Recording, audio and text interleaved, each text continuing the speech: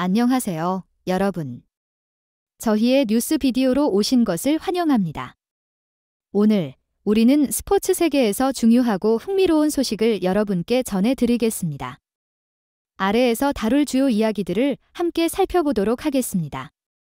먼저 한국의 젊은 축구 선수 이강인과 그의 팬들에게 큰 관심이 집중되고 있는데요.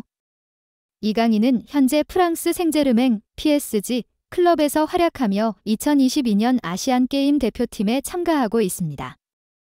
그러나 군 복무 의무와 관련된 중요한 문제로 인해 이야기가 되어오고 있습니다. 이와 관련된 자세한 내용은 동영상에서 확인해 보겠습니다. 프랑스의 역사적이고 로맨틱한 도시 파리에서는 22세의 축구 선수 이강인의 2022년 아시안게임 참가에 대한 특별한 관심과 주목이 이어지고 있습니다. 그는 현재 파리 생제르맹 클럽에서 뛰고 있으며 두드러진 인상을 남겼습니다.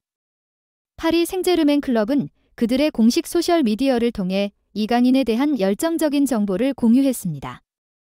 그들은 한국 시간으로 5일 이강인이 소속된 한국 U-23팀은 아시안게임 준결승에서 우즈베키스탄 팀을 2대1로 이겼다라며 성공적으로 결승에 진출하는 추세라고 발표했습니다. 또한 한국팀은 토요일 결승에서 일본팀을 만날 예정이라고 추가로 발표했습니다. 파리 생제르맹은 이전부터 아시안게임에서 한국팀의 결과에 대해 신속하게 발표하였습니다. 이는 클럽이 이강인 선수에게 보내는 깊은 애정과 강력한 지원을 명확하게 드러내고 있습니다.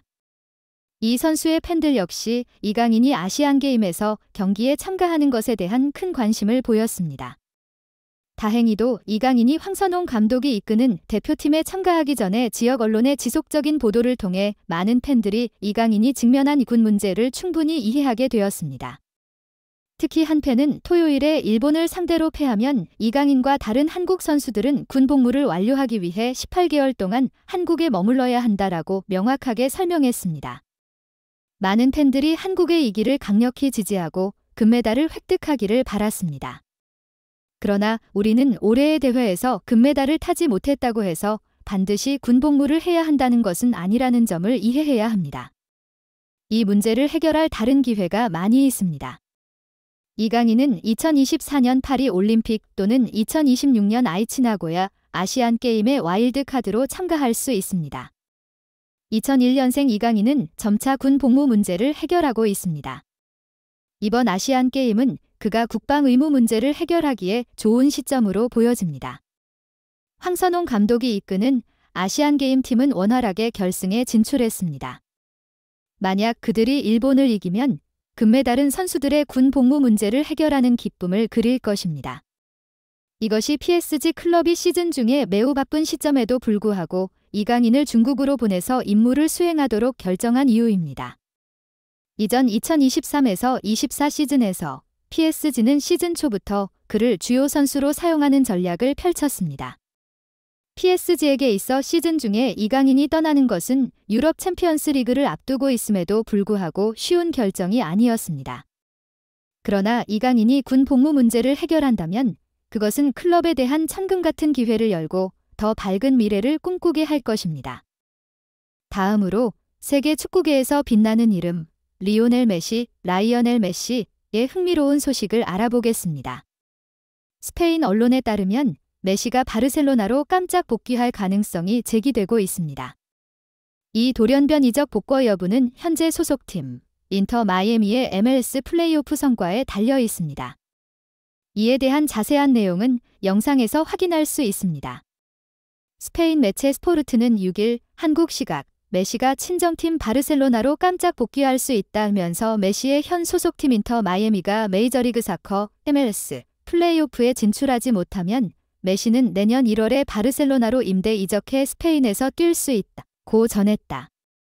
유럽 축구 시즌과 미국 축구 시즌이 다르기 때문에 가능한 시나리오다. 유럽 축구는 가을에 개막하여 이듬해 봄에 폐막하는 추춘제 시스템을 적용한다. 반면 MLS는 봄에 개막하며 가을에 폐막하는 춘추제를 쓴다. 따라서 메시는 MLS 정규 시즌이 끝난 후 휴식기에 잠시 유럽 무대에서 임대 선수로 뛰다가 다시 MLS로 복귀할 수 있다. 과거 랜던 도너번 데이비드 베컴 등 MLS에서 뛰던 선수들이 겨울 휴식기에 유럽 무대에서 뛸 수 있었던 이유다. 메시 임대 이적을 두고 아직은 구체적인 논의가 진행되지 않았다. 하지만 호르헤 마스 인터 마이애미 구단주는 적극적인 입장이다. 마스 구단주는 메시가 바르셀로나 팬들과 작별 인사를 하지 못한 채 바르셀로나를 떠났다. 옛 팬들과 인사할 수 있도록 방안을 찾아보겠다고 말한 바 있다. 메시 인생에서 바르셀로나는 때려야 뗄 수 없는 클럽이다. 2000년에 바르셀로나 유스 아카데미에 입단하여 2004년에 프로 데뷔했다. 2021년까지 20년 이상 바르셀로나에서만 뛰었다. 바르셀로나 유니폼을 입고 무려 778경기 출전했으며 672골과 303도움을 기록했다. 우승컵도 수없이 들었다. 스페인 라리가 우승 10회, 스페인 구강컵 우승 7회, 스페인 슈퍼컵 우승 7회, 유럽 축구연맹, UEFA, 챔피언스리그, UCL, 우승 4회, UEFA 슈퍼컵 우승 3회, 국제축구연맹, 피파, 클럽 월드컵 우승 3회 등을 달성했다. 영원할 것 같았던 메시와 바르셀로나의 동행은 지난 2021년 여름에 마무리됐다. 서로가 싫어서 헤어진 게 아니다. 바르셀로나 구단 재정이 악화되어 메시 연봉을 지급할 수 없는 사정이 됐다. 메시가 연봉 삭감까지 추진했으나 바르셀로나는 그마저도 줄 형편이 아니었다. 결국 메시는 프랑스 파리 생제르맹 PSG으로 이적해 2년간 뛰다가 올해 여름 미국 인터 마이애미로 이적했다. 옛 바르셀로나 동료인 세르히옹 부스케츠, 호르디 알바도 메시를 따라서 인터 마이애미에 정착했다. 마지막으로 젊은 주인공 제이든 산초, 제이던 센초의 어려운 시기에 대해 이야기하겠습니다. 맨체스터 유나이티드로 이적한 후 산초는 기대에 미치지 못하며 감독과의 갈등을 겪고 있습니다. 이 갈등으로 인해 1군 팀에서 제외되고 개별 훈련을 진행하게 되었습니다. 이 복잡한 상황에 대해 동영상에서 더 자세히 알아보겠습니다.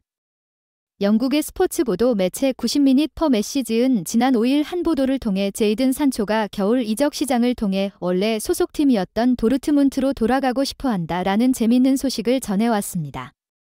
제이든 산초는 그의 도르트문트 소속 시절부터 맨체스터 유나이티드, 이하 맨유에 꾸준한 관심을 받아왔으며 나중에 영입에 실패하였지만 그 후에도 이 클럽의 호감은 계속되었습니다. 맨유 동향을 긴밀히 살펴보면 이들은 적극적인 구애 노력을 통해 결국 2021년 7월 제이든 산초를 성공적으로 영입하는 데 성공하였습니다. 이러한 영입의 대가로 알려진 이적료는 무려 약 1,200억 원이었습니다.